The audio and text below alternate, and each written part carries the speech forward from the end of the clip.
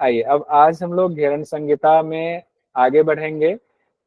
हमने देखा था कि घेरन ऋषि ने 6 षटकर्म बताए हैं।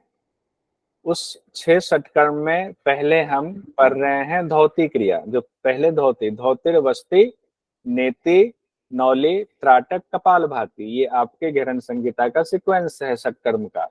सबसे पहला है धौती। धोती में 4 प्रकार बताए गए हैं। हर धोती के फिर अलग अलग प्रकार बताए गए हैं। तो आज इसको कोशिश करते हैं कर लें, क्योंकि समय 9:21 हो गया। थोड़ा सा सोनू जी ने समय ले लिया, थोड़ा सा जो है और इधर उधर चला गया, कोई बात नहीं, ये होगा। अब धोती के बारे में कहते हैं अंतर धोती, दंत धोती, हृदय धोती और मूल शोधनम। धौती चतुर्विद्याम कृत्वा घटम कुर्वन्तु निर्मलम। यानी कि अंतर धौती, दंत धौती, हृदय धौती, मूल शोधनम, ये 4 प्रकार धौती के, ये 4 विधा बताई गई हैं धौती के, जिसको करने से कृत्वा घटम कुर्वन्तु निर्मलम, ये जो घट रूपी शरीर है, यानी ये शरीर जो है वो निर्मल बन जाता है। तो धौती के 4 प्रकार से योग साधक अपने शरीर को निर्मल बनाता है। तो ये आपको रटना ही होगा। अंतर धोती, दंत धोती, हृदय धोती, मूल शोधनम। अंतर धोती, दंत धोती, हृदय धोती, मूल शोधनम। या कोई निमोनिक आप बना सकते हैं, निमोनिक बनाइए। कोशिश कीजिए खुद का निमोनिक बनाने की। कई बार मैं निमोनिक बताता भी हूँ या सोनू जी बताती भी हैं, तो वो कई बार आपको पूरा याद ना रहे, लेकिन खुद का जब आप बनाओगे ना तो उसमें क्या होता है, माइंड आपका इन्वॉल्व होता है, तो वो ज्यादा समय तक याद रहेगा। तो सब लोग अपना अपना भी निमोनिक बना सकते हैं। अब हम देखते हैं, इसको हमने आपके सामने ग्राफिकली भी रख दिया है। धोती के 4 प्रकार, अंतर धोती, दंत धोती, हृदय धोती, मूल शोधना। अब एक एक करके हम एक एक धोती को देखेंगे। अंतर धोती को पहले देखेंगे, उसके क्या प्रकार बताए गए हैं। फिर दंत धोती के कितने प्रकार बताए गए हैं, फिर हृदय धोती के कितने प्रकार बताए गए हैं, फिर मूल शोधनम के भी क्या कोई प्रकार बताए गए हैं, वो भी देखें।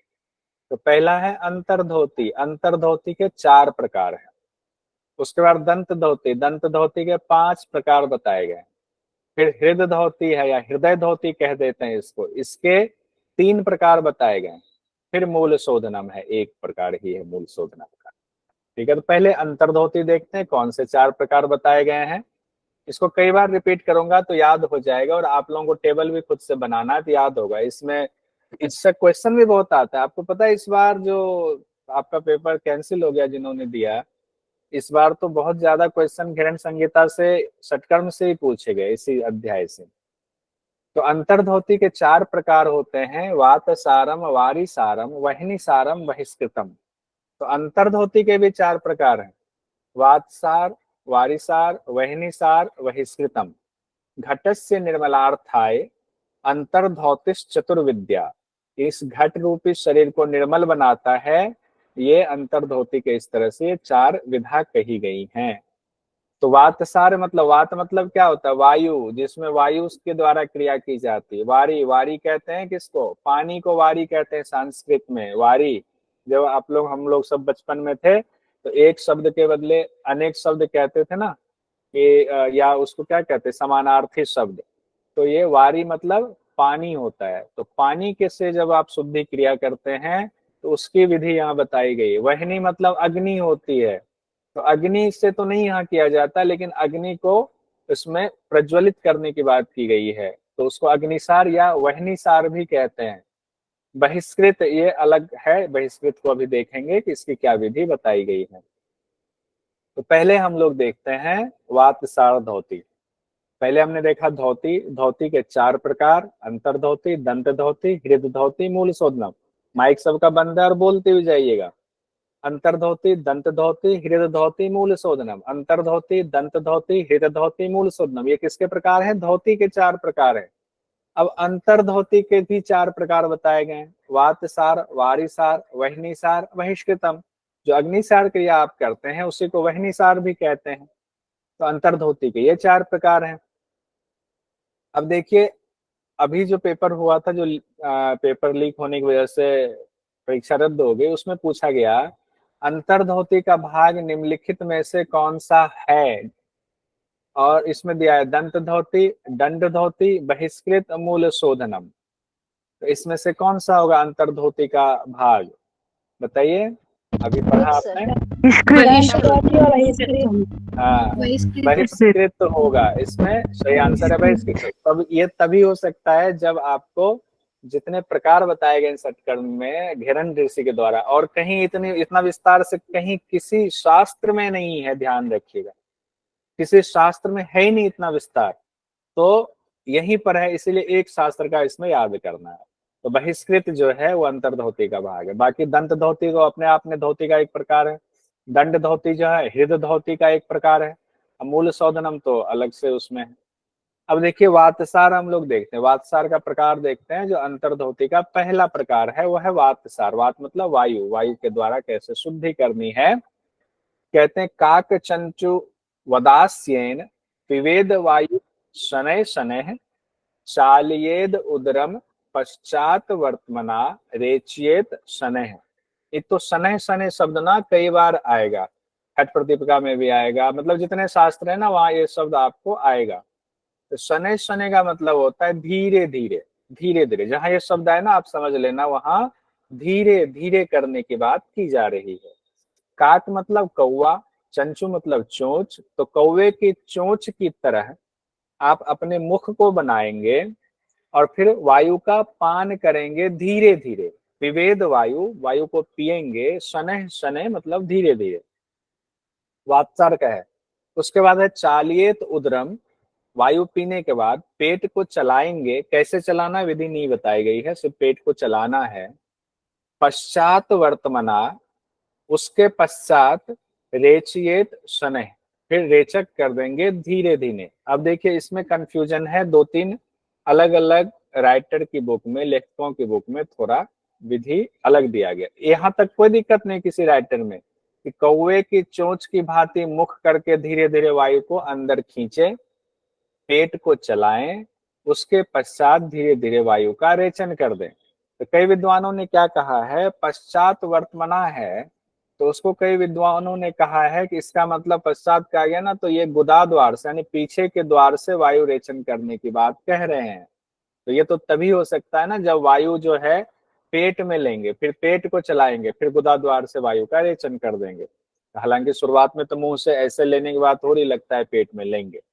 तो माफी चाहूंगा, आप कहेंगे फिर सही क्या होगा, सही गलत अभी चक्कर में नहीं पड़ना है, दोनों बातें हमने आपको बता दी। एग्जाम में जो आएगा आपको पता चल जाएगा कि क्वेश्चन क्या कह रहा है, आप उसका सही आंसर दे देंगे।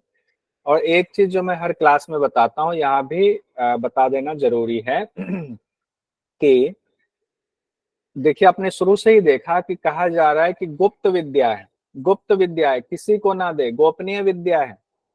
जब गोपनीय विद्या है तो पुस्तक लिखी हुई है, तो इसका तात्पर्य क्या हुआ कि गोपनीय भी है, फिर ये सबके लिए उपलब्ध भी है। इसका तात्पर्य ये है कि ऋषि मुनियों ने कुछ चीजें ही सामने रखी हैं, उसकी आत्मा आपके सामने नहीं रखी है। किसी भी विधि का, हठ प्रदीपिका हो, घेरन संहिता हो, अगर आप ध्यान से पढ़े, एक भी विधि ऐसी नहीं, एक भी अभ्यास ऐसा नहीं है जिसकी पूरी विधि शुरू से लेकर अंत तक बताई गई हो। सिर्फ उसके बीच का कुछ पोर्शन बताया गया जिससे ऐसा लगता है कि हाँ ऐसा होता होगा, एक अनुमान लगाता हूँ। क्यों नहीं बताई गई है, तो वो गुरु के लिए छोड़ा गया है। हर व्यक्ति के लिए अभ्यास बदल जाता है उसकी क्षमता के हिसाब से, तो गुरु आपकी क्षमता को देख करके पूरा विधि शुरू से लेकर अंतिम तक बताएंगे। इसीलिए किसी भी शास्त्र में पूरा अभ्यास नहीं बताया गया, इसको लेकर निश्चिंत रहिए। इसीलिए इसको देख करके जो अभ्यास अगर आप करेंगे तो मामला गड़बड़ हो जाएगा। इसलिए जो गुरु या जहां आप कर रहे हैं उनके हिसाब से ही आपने अभ्यास करना है। अब आते हैं, कौवे की चोंच की भांति मुख करके वायु को अंदर लिया, पेट को चलाया, फिर वायु का रेचन कर दिया। और कई विद्वानों ने क्या कहा, गुदा मार्ग से रेचन करने की बात कई लोग कहते हैं। अब देखिए वातसार के बारे में फल बताया गया, पहले विधि बताए फिर फल कहा। वातसारम परम गोप्यम देह निर्मल कारकम सर्व रोग क्षयम करम देहा नल विवर्धनम। यानी कि ये वातसार जो ये धोती है आपके, जो वातसार अंतर धोती, पूरा नाम लेता हूं तो आपको समझ आएगा। अंतर्धोती का प्रकार है। वातसार अंतर्धोती परम गोपनीय है, शरीर को निर्मल करने वाला अभ्यास है, सर्व रोग क्षयम करम, सभी रोगों को क्षय करने वाला है, और देह की अग्नि को बढ़ाने वाला है, देहानल विवर्धनम। तो कई जगहों पर इसका आता है देहानल विवर्धनम का, कि जठराग्नि को विवर्धित करने वाली है। अगर एग्जाम में आए जठराग्नि तो जठराग्नि सही है, देहानल आए तो देहानल सही सही है। लेकिन आपको फिर भी विस्तार में जानना चाहिए, जो कि शास्त्र में नहीं लिखा है, मैंने इसलिए नोट में यहाँ लिखा आपके सामने। अगर किन्हीं को छोटा लग रहा हो स्क्रीन तो बताइएगा, थोड़ा स्क्रीन बड़ा और कर देता हूँ।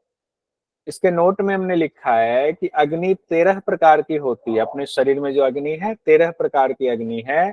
कौन कौन सी है? एक तो जठराग्नि, जिसका नाम बहुत ज्यादा हम सुनते हैं, और 5 जो है भूत भूत अग्नि है, भूताग्नि उसको कहते हैं। 5 भूत है ना, पंच महाभूत, वो 5 भूताग्नि है। और 7 जो धातु हमारे शरीर में है उसके उसके नाम से भी 7 धातु अग्नि है। तो 7 धातु अग्नि, 5 भूत अग्नि और 1 जठराग्नि, इस तरह से 13 अग्नि की चर्चा आयुर्वेद में मिलती है। ये एक्स्ट्रा नॉलेज है जो कि इस शास्त्र में इसकी चर्चा नहीं है, ध्यान रखेंगे। दूसरा अंतर्धोती का दूसरा प्रकार क्या है? वारिसार। वारिसार धोती में कहा गया है आकंठम पूर्येद वारी वक्त्रेन च विभेद क्षण है, यानी आकंठम पूर्येत वारी, वारी मतलब पानी से पूरा करेंगे, वक्त्रेन का मतलब होता है मुख, च पिबेत शनय शनय, धीरे धीरे पिएंगे, यानी कि मुंह से पानी को आकंठ मतलब कंठ तक धीरे धीरे पी लेंगे। चालियेद उदरे नैव, च उद्रा रेचयेद अधः, चालियत उसका पेट को चलाएंगे, फिर उसको क्या करेंगे? अधः यहाँ कहा गया है नीचे के मार्ग से वायु उस पानी को निकाल देंगे, रेचक कर देंगे। वारी सारम परम गोप्यम देह निर्मल कारकम, यहाँ भी वही बात कही गई है कि परम गोपनीय है, देह को निर्मल करने वाली है। साध्येत प्रयत्नेन देव देहम प्रपद्यते, जब इसका आप बड़े प्रयत्न के साथ इसको उसकी साधना करते हैं और साध लेते हैं, तब देवताओं के समान आपका शरीर हो जाता है। देव देहम प्रपद्यते।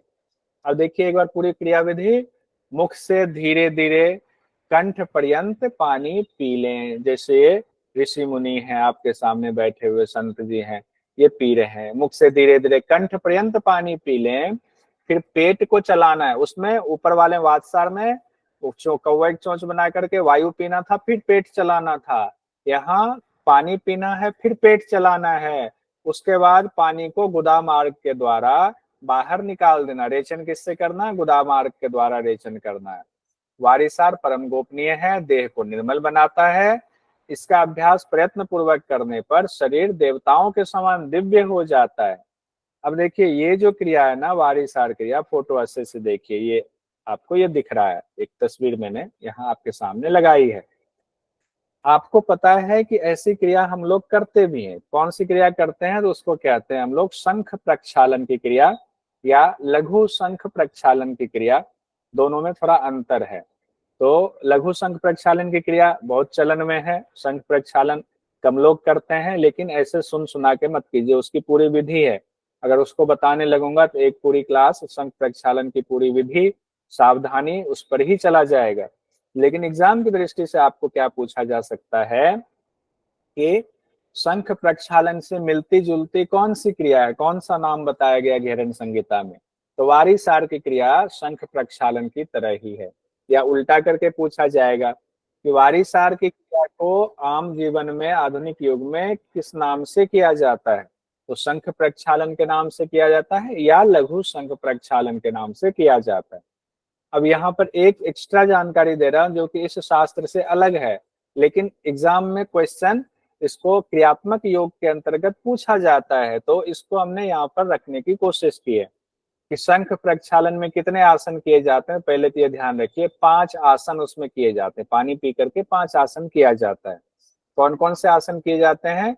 ये आसन सीक्वेंस में यही है, सीक्वेंस में आपको याद रखना चाहिए, इसको नोट कहीं कर लीजिएगा, इसको घेरन संहिता से ना जोड़ते हुए नोट करके कर लीजिएगा एक्स्ट्रा इंफॉर्मेशन। कौन कौन से आसन किए जाते हैं? तारासन किया जाता है, त्रियक तारासन किया जाता है, कटी चक्रासन किया जाता है, त्रियक भुजंगासन किया जाता है, उद्राकर्षण किया जाता है। ये 5 आसन किए जाते हैं पानी पीकर। किसके लिए? शंख प्रक्षालन की क्रिया के लिए। तो उसमें 2-2 गिलास पानी पीकर प्रत्येक आसन को 8-8 बार किया जाता है। इसमें आसन में होल्डिंग नहीं होते हैं, गत्यात्मक आसन होता है। ये मोटा मोटा बताया, तो कोई लोग अभ्यास शुरू मत कर दीजिएगा जब तक कि पूरा ना हो। वैसे आप लोग मास्टर किए हुए हैं या कर रहे हैं तो आप लोगों को अच्छे से पता होगा इसके बारे में, बहुत सारे लोग करते भी होंगे। उसके बाद है, हमने वातसार अंतर्धोती देख लिया, वारिसार अंतर्धोती देख लिया। अब वहनीसार अंतर्धोती है जिसका संबंध, जिसका अर्थ होता है अग्निसार। नाभि ग्रंथि मेरु पृष्ठे शतवारम चकारियेत अग्निसारम्यम धौतिर्योगिना योग सिद्धिदा। उदर आमजयम त्यक्त्वा जठराग्नि विवर्धयेत एषा धौति परागोप्या ना प्रकाश्या कदाचना। तो कहते हैं इससे क्वेश्चन इस बार पूछा गया, क्या कहते हैं? नाभि ग्रंथि को मेरु पृष्ठ, मेरु मतलब नाभि, रीढ़ की हड्डी को मेरुदंड कहते हैं। तो नाभि की ग्रंथि मतलब पेट के पास जो आपकी नाभि वाला हिस्सा है ना, इस तरह से अंदर ले जाना है, मेरु पृष्ठ तक वो टच हो जाए। शतवारम मतलब 100 बार करना है इस तरह से अभ्यास। नाभि ग्रंथि को 100 बार मेरु पृष्ठ से पेट के नीचे से लगाना है, 100 बार। तो इसमें क्या होगा, ये पूरा का पूरा आपको उठा करके यही लाइन रख दिया जाएगा कोट अनकोट करके, और होगा कि ये किस हठ ग्रंथ से लिया गया है। एक तो क्वेश्चन ये पूछा जाएगा। ये भी पूछा जा सकता है कि नाभि ग्रंथि, इसमें कितनी बार नाभि को लगाने की बात की जा रही है मेरु पृष्ठ से, किसी भी तरह से क्वेश्चन पूछा जा सकता है। उसके बाद इसीलिए जो इंपॉर्टेंट है ना, उसको मैं कलर भी कर दे रहा हूँ, 2 बार कह भी दे रहा हूँ। इसमें कहा गया है कि नाभि ग्रंथि को 100 बार मेरु पृष्ठ से लगाएं। अग्निसार संज्ञक धौति कर्म योगियों को सिद्धि देती है। उसके बाद लाभ बताए गए हैं, इससे क्या होता है? एक तो उदर के रोग दूर होते हैं। उसके बाद कहा गया जठराग्नि बढ़ती है, जठराग्नि विवर्धयेत, उदर आमजयम यानी उदर से संबंधित जो रोग हैं वो दूर होते हैं। जठराग्नि बढ़ती है, परम गोपनीय सब में कहा गया है, देवताओं के लिए भी दुर्लभ है। ये केवल इस धौति से ही देवताओं जैसा शरीर हो जाता है। अच्छा, कई शास्त्रों में देवताओं के लिए दुर्लभ नहीं कहा गया है, कई में ये कहा गया ऐसा धौति परागोप्या ना प्रकाश्या कदाचना। कई में कहा गया देवनाम अपि दुर्लभा, जैसे बिहार स्कूल ऑफ योगा वाली किताब में देवनाम अपि दुर्लभा शब्द जोड़ा गया है, ठीक है। और जैसे कैवल्य धाम में कहा गया केवलम धौति मात्रेन देव देहम भवेद ध्रुवन। तो कहीं पर जो मैंने पहले कहा था कि 1-2 आपके मंत्र ज्यादा और कम हो सकते हैं, तो उसमें जाने की जरूरत नहीं है, विधि एक जैसी ही है। और उदर के रोग दूर होते हैं, जठराग्नि बढ़ती है, ये सब में दिया गया है। अब देखिए 18 जून को जो पेपर हुआ उसमें जो सवाल पूछा गया वो क्या पूछा गया? घेरन संहिता के अनुसार निम्नलिखित में से किस योगाभ्यास में नाभि को मेरुदंड की तरफ 100 बार दबाया जाता है तथा उदर के विकार के लिए लाभदायक है? उदर के रोग दूर होते हैं, ये भी है। 2 चीजें कह दी गई इसमें, तो दोनों किसके लिए? कपालभाति, भस्त्रिका, अग्निसार, उज्जयी के लिए है। अग्निसार है। अगर आप इस तरह से क्वेश्चन पढ़ेंगे, देखिए जो लोग कहते हैं ना कैसे करें कि हो जाए, हम तो पास हो जाएं, कैसे करें? मैं आपको मंत्र बता रहा हूँ, मंत्र का पालन करना थोड़ा मुश्किल है, लेकिन अगर करेंगे तो एग्जाम में होने से कोई नहीं रोक सकता। एक तो लाइव क्लास ज्वाइन करनी है, दूसरा अपना नोट्स बनाना है, तीसरा जो मैं नोट्स दूंगा उसको भी पढ़ना है, चौथा अगर इतना समय भी हो तो एक बार वीडियो भी सुन लेना है, ठीक है। और अगर कोई क्लास ज्वाइन नहीं कर पा रहे किन्हीं दिन तो वीडियो जरूर सुन लें, पूरे तन्मयता से सुने और अपना नोट्स बनाए। अब देखिए अंतर्धोती का जो चौथा प्रकार है वो हमारे सामने है, बहिष्कृत धोती, बहिष्कृत अंतर्धोती। इसमें क्या कहा गया? बहिष्कृत अंतर्धोती थोड़ा लंबा है, अच्छे से देखिएगा, इससे संबंधित सवाल आ सकते हैं। जो सवाल वो चीज आते हैं जो थोड़ा सा अलग हटके होता है। काकी मुद्राम शोधयित्वा पूर्येत उत्तरम मरुतः। बहिष्कृत में भी पेट में मरुत यानी कि वायु को भरने की बात कही गई। किसमें? काकी मुद्रा में। काकी मुद्रा में वायु और किस अभ्यास में भरते थे बताइए, तो रिकॉल हो जाएगा आपका, बताइए। वात्सार। वातसार। बहुत सुंदर। वातसार में काकी मुद्रा की बात की गई थी कि काकी कौवे की तरह चोंच बनाना है, वही हुआ। शोधयित्वा पुर्येद उदरम मरुतः, काकी मुद्रा में पेट को पूरा मरुत से, वायु से भर लेंगे, पेट में श्वास लेने की बात की जा रही है। धार्येद अर्धयामम तो चालियेद वर्तमना, तोड़कर पढ़ेंगे चालियेद अधो वर्तमना। तो कहते हैं धार्येद अर्धयामम, अब अर्धयाम तक उसको धारण करने की बात हो रही है, किसको, उदर में वायु को आधे याम तक धारण करेंगे। अर्धयाम का क्या तात्पर्य होता है, आधा प्रहर। एक प्रहर होता है 3 घंटे का, 24 घंटे में 8 प्रहर होते हैं, कहीं नोट कर लीजिए, कई शास्त्रों में ये चीजें आएंगी, एक्स्ट्रा जानकारी करके लिख लीजिए। एक प्रहर या एक याम और एक प्रहर दोनों शब्द बराबर है, एक दूसरे का पर्यायवाची शब्द है। तो याम और प्रहर एक ही चीज है। तो 24 घंटे में 8 प्रहर होता है या 8 याम होता है, ठीक है। और 8 याम का मतलब है कि एक याम 3 घंटे का हुआ, 8 तिहाई 24 घंटे टोटल। तो आधे प्रहर की बात, आधे याम की बात की जा रही है, तो वो 1.5 घंटा आपका हुआ। तो कौवे की चोंच बना करके वायु का पान किए, उदर को भर लिए, पेट को भर लिए, 1.5 घंटे तक आप जो है वायु को आपने रोक के रखा हुआ है। उसके बाद कहते हैं ये चालियत अधो वर्तमना, उसके बाद उसको पेट को चलाते हुए, चालियत अधो वर्तमना, पेट को चलाते हुए गुदा मार्ग से वायु को बाहर निकाल देना है। पेट चलाते हुए गुदा मार्ग से वायु को बाहर निकाल देंगे, लेकिन इसमें कंडीशन क्या है, आधे प्रहर तक, 1.5 घंटे तक रोकना है। ऐसा धौति परा, ये बहुत गोपनीय है, परम गोपनीय है। प्रकाश्या ना प्रकाश्या कदाचना, इससे किसी भी हाल में प्रकाशित यानी कि किसी दूसरे के सामने इसका वर्णन ना करें। जो योगी हैं, योग करने वाले हैं, जो इसका अर्थ समझते हैं, उसी के सामने करें।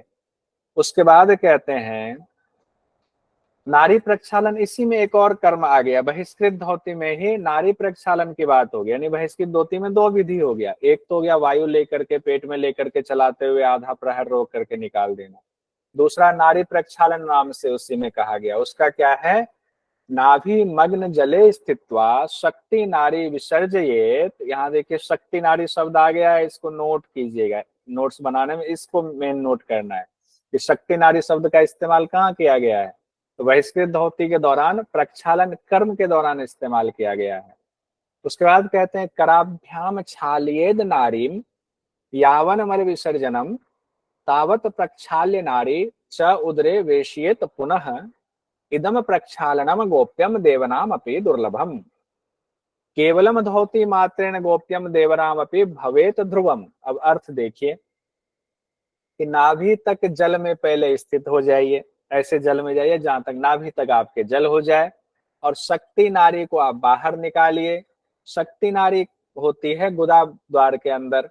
तो गुदा द्वार का कहते हैं ना, जैसे बचपन में जिस बच्चे को थोड़ी कॉन्स्टिपेशन की ऐसी प्रॉब्लम होती है, तो या आपने सुना होगा कि बच्चा जब पोटी करने जाता है जोर लगाता है, तो गुदा मार्ग से लाल करके उसके अंदर से, उसके स्किन से बाहर जैसे पोटी द्वार बाहर आ जाता है। ऐसा गांव में कई जगह पर या डॉक्टर्स को पता है, ऐसा दिखता है और निकल आता है। तो उस दौरान अब जो बाहर निकल गया तो क्या करेंगे, तो मम्मी लोगों को, दादियों लोगों को पता होते, मम्मी तो डर जाती हैं, दादी लोग कहते हैं चिंता मत करो, इसको हाथ धो लो, इसको अंदर कर दो। तो वही शक्ति नारी को उसी तरह से कहते हैं कि शक्ति नारी को बाहर निकाल करके कराभ्याम छालियद नारी, कराभ्याम मतलब कर मतलब हाथ, हाथ से उसका प्रक्षालन करेंगे, धो देंगे अच्छे से, उसमें जो मल वगैरह लगे हुए हैं उसका विसर्जन कर देंगे, हट जाएगा, धुल जाएगा। यावन मल विसर्जनम, जब तक वो मल विसर्जन ना हो जाए, तावत प्रक्षाल्य नारी, तब तक उसको धोएंगे।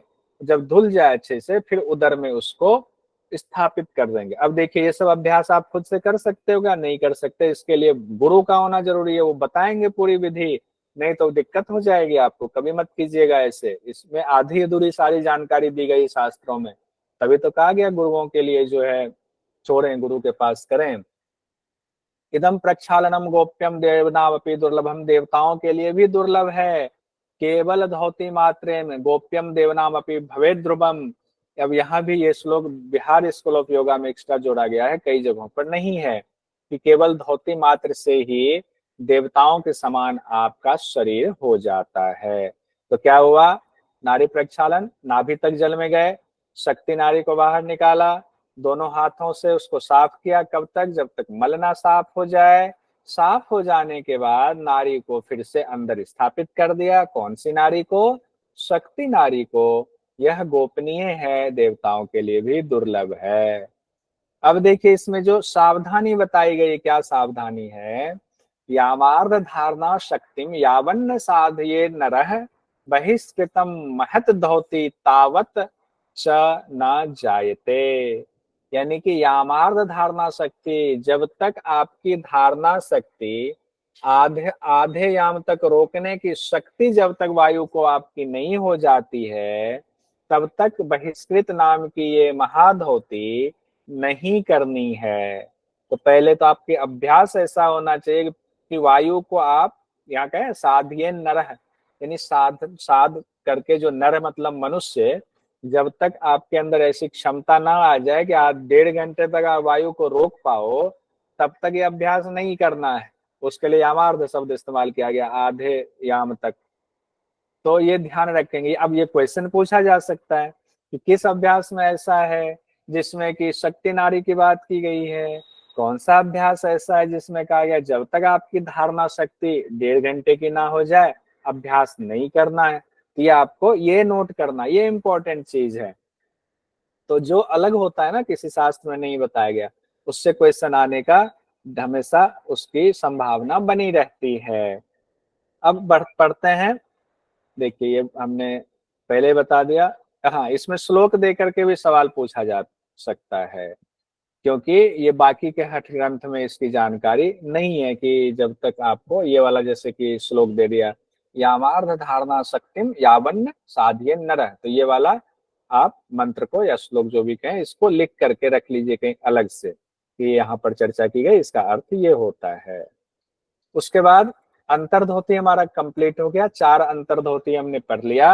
अब हम पढ़ेंगे दंत धोती। अंतर्धोती के बाद धोती के 4 प्रकार है ना, अंतर्धोती, दंत धोती, हृदय धोती, मूल शोधनम। अभी हम सिर्फ अंतर्धोती देख पाए, अंतर्धोती 4 प्रकार के देखा हमने। अब दूसरा जो धोती है दंत धोती, उसके प्रकार देखते हैं। कहते हैं दंत मूलम जिह्वा मूलम रंध्रे च कर्ण युग्मयोः कपाल रंध्रम पंचैते दंत धौति विधीयते। इसमें बड़ा कंफ्यूजन होती है, एग्जाम में पूछा जाता है कि जो आपके ये दंत धोती है कितने प्रकार का होता है, तो आप हम क्या गलती करते हैं, 4 प्रकार कह देते हैं। लेकिन यहाँ साफ साफ लिखा हुआ है पंचैते दंत धोती, 5 प्रकार की दंत धोती होती है, ये विधि बताई गई है। दंत मूल धोती, जिह्वा मूल धोती, कपाल रंध्र धोती, सॉरी रंध्रे च कर्ण युग्मयोः, कर्ण रंध्र धोती, कपाल रंध्र धोती, ये 5 हो गए। कौन से, दंत मूल, जिह्वा मूल, कर्ण रंध्र, कपाल रंध्र। तो धोती 5 प्रकार के हुए। आपको ये नाम तो 4 ही दिया, 5 प्रकार कैसे, तो कर्ण मतलब कान वाला, कान 2 है ना, तो 2 कान है इसीलिए 2 इसमें जोड़ा गया है, इसलिए हमने यहाँ लिखा है 3rd + 4, तीसरा प्लस चौथा, कर्णरंध्र को माना गया है। तो इस तरह से 5 होते हैं, ठीक है। अब 5 धोती ये हो गए, कौन से, दंत धोती। अब एक एक करके हम देखते हैं। दंत मूल दंत धोती क्या है ये देखते हैं। किसी ने स्क्रीन दिख रहा है, आपको नहीं दिख रहा होगा तो आप लेफ्ट कर जाइए फिर ज्वाइन कर लीजिए, इसलिए ठीक है। दिख रहा है क्योंकि मैं 2 सिस्टम खोल के बैठता हूँ तो मुझे तुरंत पता चल जाए। जैसे आप लोग कहते हो मोबाइल पे देखता हूँ, मेरे मोबाइल पे आ रहा है कि नहीं, मैं दूसरे उससे जुड़ा हुआ हूँ, ठीक है। तो लेफ्ट करके आ जाइए। तो 5 हो गया आपका दंत धोती के 5 प्रकार, दंत मूल, जिह्वा मूल, 2 कर्णरंध्र, 1 कपाल रंध्र। अब देखिए एक एक करके देखते हैं। दंत मूल का क्या मामला है, दंत मूल धोती मतलब दांत की सफाई, दंत धोती में दांत की सफाई कहा गया है। दंत की सफाई कैसे करें, उसके बाद किसका है, जिह्वा की सफाई। सुबह सुबह हम लोग करते हैं, दांत भी साफ करते हैं, जिह्वा भी साफ करते हैं, कान वान भी साफ कर लेते हैं। और कपाल रंध्र, कपाल रंध्र इसको कहा गया है, इसकी भी सफाई कर लेते हैं। कहते हैं दंत मूल धोती खादिरेन सरेनाथ शुद्ध मृत्तिकया तथा मार्जयेत दंत मूलम च यावत किलविषम आहरेत दंत मूलम पराधोतिर योगिना योग साधने, नित्यम कुर्यात प्रभाते च दंत रक्षाम च योगवित, दंत मूलम धावनादि कार्येषु योगिनाम मतम। मतलब खादिरेन, देखिए कहा गया खादिरेन, उसके बाद कहा गया है शुद्ध मृत्तिकाया। तो खादिर के रस में, इस सरे हो गया रसे नाथ होगा, रसे नाथ, माफी चाहूंगा, खादिरेन रसे नाथ। खादिर के रस से, खादिर क्या होता है, कत्था पहले गांव में होता था ना, अभी भी होता है, काला वाला एक कत्था मिलता है, वो कत्था खैर का एक पेड़ होता है, उससे बनता है, उसके रस से बनता है वो कत्था, काला वाला कत्था। तो गांव में खैर का पौधा होता है, और उसको तो गवर्नमेंट ने बीच में ऐसा कर दिया था, खैर का पेड़ काटते हुए पकड़े गए तो आपको बड़ा भारी जुर्माना लगेगा। उस पेड़ जो विलुप्त की श्रेणी में आ गया कत्था की वजह से, तो उसको बैन कर दिया गया काटना। तो खैर का जो पौधा है उसके रस का इस्तेमाल करना है दांत की सफाई में, पहला तो ये। दूसरा, शुद्ध मृत्तिकया, शुद्ध मिट्टी, मृत्तिकया मतलब मिट्टी, शुद्ध मिट्टी से, तो खादिर के रस से या खैर के रस से, और दूसरा शुद्ध मिट्टी से। इन दो चीजों से दांत को साफ करना। कैसे, मार्जयेत दंत मूलम, मार्जन मतलब घिसना, मालिश करना, मार्जन मतलब क्या होता है, मालिश करना, ये भी शब्द कई बार आएगा। मार्जिन मतलब मालिश करना, दंत मूलम दांत के मूल का पूरा मालिश कीजिए, दोनों चीजों में से जो भी मिल जाए। उसके बाद कब तक मालिश करना है, तो यावत किलविषम आहरित, किलविषम मतलब जब तक इसमें जो गंदगी है वो ना खत्म हो जाए। फिर वही बात है कि दंत मूलम पराधोतिर योगिना योग साधने, योगी लोग, ये दंत मूल जो है परम कहा गया है इसको, ये योगियों के योग साधना के लिए बहुत जरूरी है। सभी योग साधना करने वालों को करना चाहिए, वैसे तो हम लोग सब के सब करते हैं, क्योंकि बिना दांत साफ किए काम नहीं चलता है। धोती योगिना, कहते हैं नित्यम कुर्यात, हाँ धोती अब ऊपर का था, नित्यम कुर्यात प्रभाते च दंत रक्षाम च योगवित, कहते हैं कि रोज इसका अभ्यास करना है, नित्यम कुर्यात रोज अभ्यास करना है। कब, प्रभाते मतलब सुबह में, सुबह में ही हम लोग ब्रश करते हैं, ऐसे याद रह जाएगा दंत धोती, नाम संस्कृत में दे दिया, शब्द अक्षर संस्कृत में आ गए तो हम आप परेशान हो जाते हैं। नित्यम कुर्यात प्रभाते, रोज सुबह में इसका अभ्यास हम लोग करते ही है, करना है, दांतों की इससे रक्षा होती है। दंत मूलम धावनादि कार्येषु योगिनाम मतम, तो ये कहते हैं कि दांतों की सफाई के लिए ये अभ्यास बहुत जरूरी है। एक बार फिर, खादिर के रस से या खैर के रस से, शुद्ध मिट्टी से दांतों की जड़ों को तब तक साफ करें जब तक मल साफ ना हो जाए। योग साधक इसे प्रमुख कर्म मानते हैं, दांतों की रक्षा के लिए रोज इसे करना है। अब एग्जाम में जो आया हुआ है पहले भी, वो ये आ जाता है, परीक्षा में आता है, दंत धोती में किन किन चीजों का इस्तेमाल किया जाता है घेरन संहिता के मुताबिक। घेरन संहिता में ही दंत धोती है खादिर का रस और शुद्ध मिट्टी, खादिर का रस और शुद्ध मिट्टी।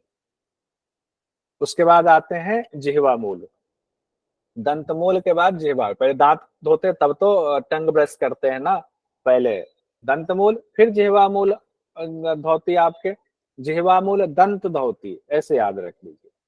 अथात संप्रवक्ष्यामि जिह्वा शोधना कारणम जरा मरणम रोगादीन नाशियेत दीर्घ लंबिका, कहते हैं जिह्वा शोधन का कारण बताता हूं हे चंड कपाली, तुमसे कहता हूं, इससे जरा मरण रोग आदि का नाश होता है।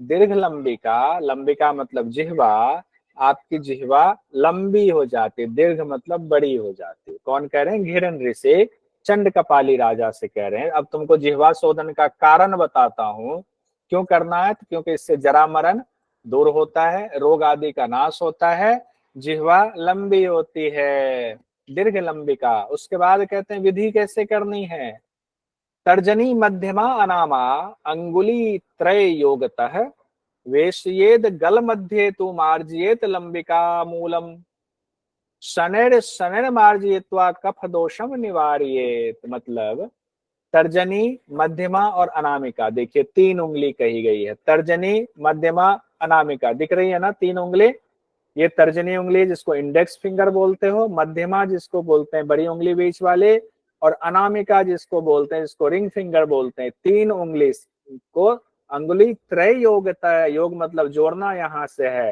तीनों उंगली को जोड़ देंगे, एकदम जोड़ लिया ऐसे। जोड़ने के बाद वेशियेद गल मध्य, इसको गले के मध्य तक ले जाएंगे। मार्जियत लंबिका मूलम, जो आपकी जिह्वा है उसके मूल का इससे मार्जन करना है। क्या करना? मार्जन मतलब मालिश करनी है। उसके बाद कहा गया है शनैर मार्जित्वा, शनैर शनैर मार्जित्वा मतलब धीरे धीरे मालिश, ये नहीं कि बहुत जोर जोर से कर रहे हैं छिल जाएगा, अंदर कोमल अंग है, तो धीरे धीरे मार्जन करना है। उससे क्या होगा? कफ दोष का निवारण होगा। कफ दोष निवारण किससे हो रहा है? आपके जिह्वा मूल दंत धौती से हो रहा है। ठीक है, अब आगे बढ़ते हैं। मार्जेन नवनीतेन दोह्यच्च पुनः पुनः, अब यहाँ ध्यान दीजिएगा, ये बहुत इंपॉर्टेंट है जिह्वा मूल धौते, क्योंकि इसका संबंध सीधे खिचड़ी मुद्रा से जोड़ा जा रहा है। तो घेरन ऋषि यहाँ खिचड़ी मुद्रा ना बता करके तैयारी पहले से करवा रहे हैं। तो एक तो तीनों से करना है, तीन उंगलियों से, ठीक है। दूसरा वो कह रहे हैं मार्जेन नवनीतेन दोह्येच पुनः पुनः, यानी कि मार्जन, नवनीत मतलब मक्खन होता है, मक्खन से भी इसको मार्जन करना, मक्खन से मालिश कीजिए, किसका? जिह्वा का। मक्खन लगाइए, खूब मालिश कीजिए, दोहन कीजिए, दोह्येच पुनः पुनः दोहन कीजिए, लेकिन मक्खन लगा करके। तदग्रंग लोह यंत्रेण कर्षयित्वा शनैः शनैः, तीन विधि है, तीसरी विधि कह रहे हैं लोह यंत्र से, चिमटा से जिह्वा को खींचिए, कर्षयित्वा शनैः शनैः, धीरे धीरे जिह्वा को लोह यंत्र से खींचना है। नित्यम कुर्यात प्रयत्नेन, रोज जो है इसको कुर्यात मतलब कीजिए, प्रयत्नेन मतलब प्रयत्न पूर्वक रोज ये अभ्यास करना। कौन सा? तीन उंगली प्लस नवनीत मक्खन से मार करना है दोहन, फिर जो है लौह यंत्र से कर्षित्वा खींचना है। कब कब कहा गया? देखिए, रोज करना है। उसके बाद कहा गया है रविये उदय के अस्त के, यानी 2 बार करना। रवये मतलब रवि कहते हैं सूर्य भगवान को, तो सूर्य भगवान रवये, रवि सूर्य भगवान, उदय के अस्त के, जब सूर्य उदय होता है यानी सुबह में इस अभ्यास को कीजिए। फिर जब रवि भगवान अस्त होते हैं तो उस समय भी इस अभ्यास को कीजिए। यानी कि आपसे एग्जाम में पूछा जा सकता है कौन से दंत मूल धोती को सुबह में भी करना है और शाम को भी करना है। तो आपके आ गया ना, जिह्वा मूल जो है दंत धौती को रवे उदय के अस्त के सुबह भी करना है, शाम को भी करना। एग्जाम में मान लीजिए ये दे दे सिर्फ रवये रवये उदय के अस्त के, या नित्यम कुर्यात प्रयत्नेन रवये उदय के अस्त के, ये दे दे एग्जाम में। इसका संबंध निम्न में से किस ग्रंथ से है, या इसका संबंध निम्न में से किस अभ्यास से है, ये भी दिया जा सकता है। इस तरह से क्वेश्चन पूछा जाता है। एवं कृतय च नित्यम सा लंबिका दीर्घताम व्रजेत, एवं कृतय च नित्यम सा लंबिका दीर्घताम व्रजेत, ऐसा जब आप रोज अभ्यास करेंगे आपकी जिह्वा लंबी हो जाएगी। लंबी होने से क्या होगा? आगे आपकी खिचड़ी में काम आएगा। तीसरा जो दंत धौती है वो है कर्ण रंध्र दंत धौती। कान के रंध्र मतलब छिद्र होता है, तो कान 2 है हमारे, इसलिए इसको 2 माना जाता है। तो तर्जन्या अनामिका योगान मार्जयेत कर्ण रंध्रयोः नित्यम अभ्यास योगेन नादान नंतरम नाद अंतरम प्रकाशयेत। ये बहुत इंपॉर्टेंट ये भी है, बहुत बहुत सवाल इसमें से आते हैं। इसमें से क्या पूछ दिया जाता है? तर्जनी और अनामिका को मिलाने की बात की जाए, तर्जनी और अनामिका को मिलाई। अब तर्जनी अनामिका ये है, देखिए ये है तर्जनी अनामिका, ये दो जिसको मिलाया हुआ है मैंने, ये दो तर्जनी अनामिका, ये तर्जनी ये अनामिका, रिंग फिंगर दोनों को मिलाना है। योगा तो मिला दिया। अब इससे कान को जो है मार्जन करना, मार्जियन कर्ण रंध्रो, कान के रंध्र का मार्जन कीजिए। कब कब करना? नित्यम अभ्यास, रोज कीजिए। क्या होता है? कहते हैं नाद अंतरण, आपके अंदर जो नाद है ना वो सुनाई देता है। तो ये क्वेश्चन में पूछा जाता है किस धौती से नाद प्रकट होता है, या नाद का प्रकाशित होना के लिए कौन सा धौती? कर्णरंध्र धौती है। ये दो दो धौती इसमें हो गया। नित्य अभ्यास से नाद की अनुभूति होती, पूछा जा सकता है। अब इसको नोट करना है कि नाद की अनुभूति किस धौती से होती है, या कर्णरंध्र धौती से नाद की अनुभूति होती, फल बताया गया है। उसके बाद है कपाल रंध्र धोती, कपाल रंध्र धोती। कहते हैं वृद्धा अंगुष्ठेन दक्षेण मर्दयेत भाल रंध्रकम एवं अभ्यास योगेन कफ दोषम निवार्येत नारी निर्बलताम याति दिव्य दृष्टि प्रजायते निद्रांते भोजनांते च दिवांते च दिने दिने।